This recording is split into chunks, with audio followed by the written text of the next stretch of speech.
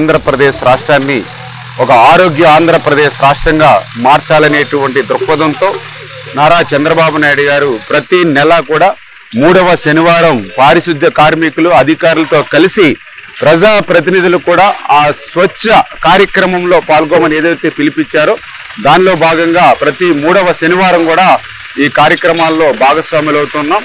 అందులో భాగంగా ఈరోజు ఏదైతే మన పాలకొల్లు పట్టణ పరిధిలో ఉన్నటువంటి ఏదైతే త్రాగునీరు సాగునీరు అందించేటువంటి కాలువ మీద ఏ విధంగా అయితే వ్యర్థ పదార్థాలు ఏదైతే ఇష్టానురీతిన ఇక్కడ తిష్ట వేశాయో వాటన్నిటినీ కూడా ఈరోజు పారిశుద్ధ్య కార్మికులతో కలిసి పార పట్టి గుణపం పట్టి మరి ట్రాక్టర్ల మీద ఆ యొక్క ఎగుమతులు చేసి మరి ఇవన్నీ కూడా క్లీన్ అండ్ గ్రీన్ గా చేసేటువంటి ప్రక్రియలో భాగస్వాములయ్యాం.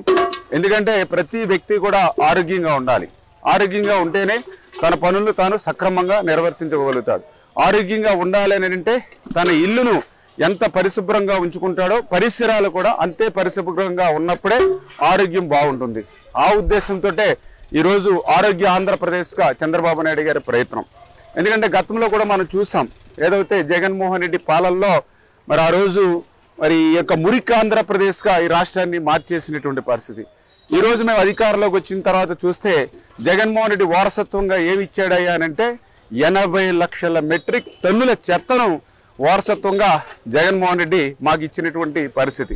మరి అటువంటి పరిస్థితి నుంచి మళ్ళీ ఆ చెత్తనంతా కూడా తొలగించి మళ్ళీ ఒక సంపద కేంద్రాలు అంటే చెత్త నుండి కూడా సంపద సృష్టించేలా మళ్ళీ ఈరోజు చంద్రబాబు నాయుడు గారు మరి ఈవేళ ప్రయత్నం చేస్తున్నటువంటి పరిస్థితి.